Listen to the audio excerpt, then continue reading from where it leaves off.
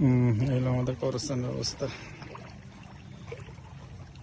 3 KG কত আট তো আর বেশি ডিম আছে না কোনো কিছু 3 কেজির উপরে করছে 3 কেজি ডিম তো আছে ডিম ধরে চর্বিও তো খুব সুন্দর চর্বি সরবই না তো 2 কেজি আছে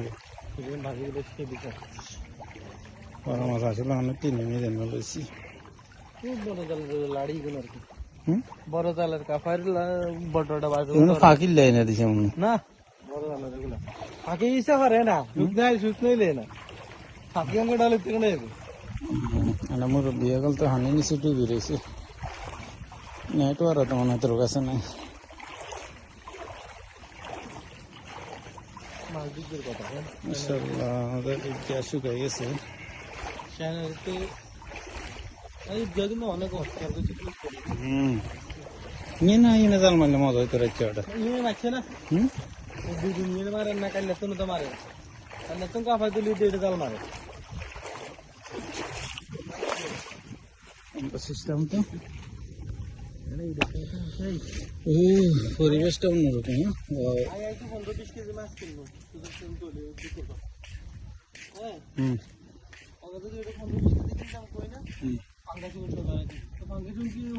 নদীর নাকি নাই নিচে দেখছি দে